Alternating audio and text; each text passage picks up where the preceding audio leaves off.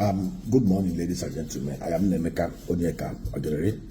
Anybody who looks you in the eyes and tells you that Nigeria's unity, as currently constituted, as currently troubled, is non-negotiable, look the person in the eye and call him a fool, is a moron.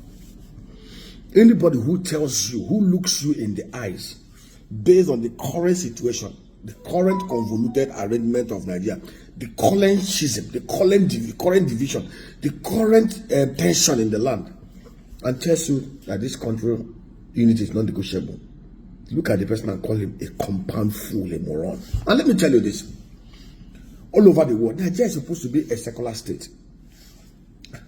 Before the independence of Nigeria in 1960, Ahmadu Bello, Nnamdi Azikiwe, Tafawa Balewa, Herbert Macaulay, Obafemi Awolowo, and all the rest of the founding fathers had different summits, different conferences, different commissions. They sat down to agree on a constitutional framework, physical arrangement, governance arrangement that will accommodate the diversity of Nigeria, the differences in culture and civilization.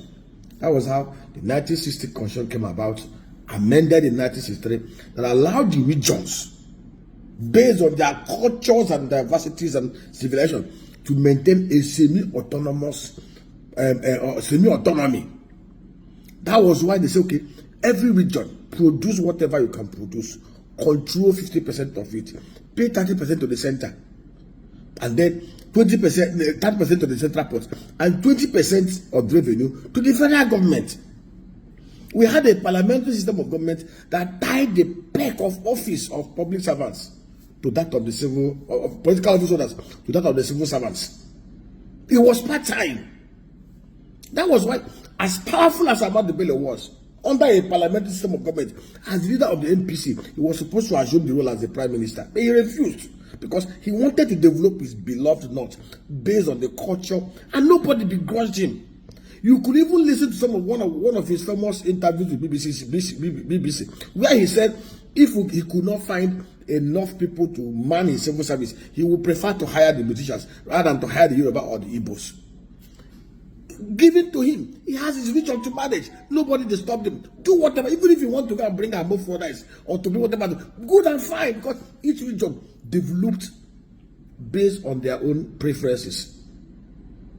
And that was the foundation of the year. The founding fathers understood this. So today, the constitutional framework we are dealing with was not agreed to by religious people. It was the military of Abdulsalam Abubakar and Yakasa, most of them, that coupled up this satanic verse they call constitution.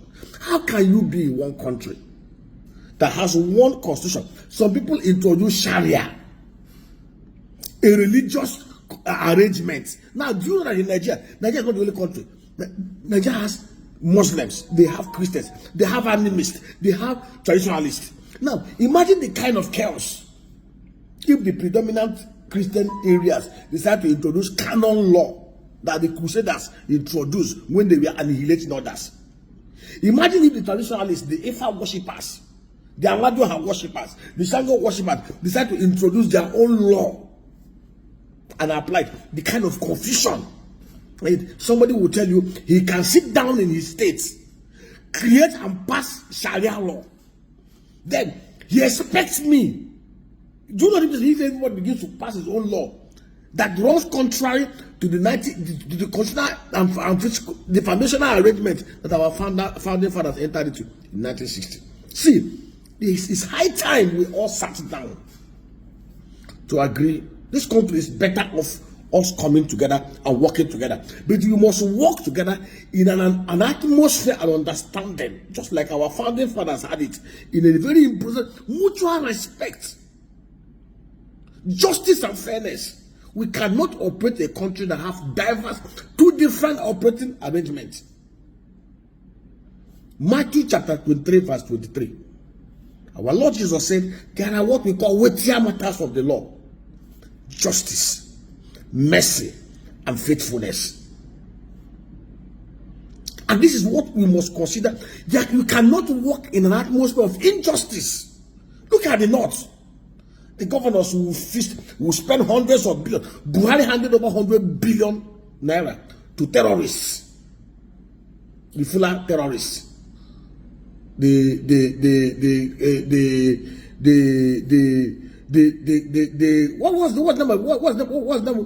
the name of that group?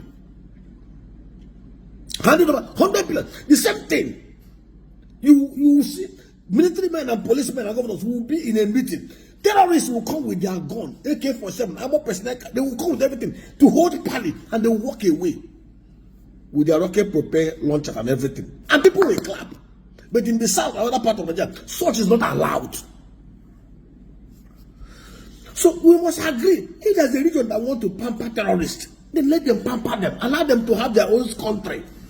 Or allow them to have their own autonomy to pamper terrorists and not allow it. You cannot drill oil from my backyard.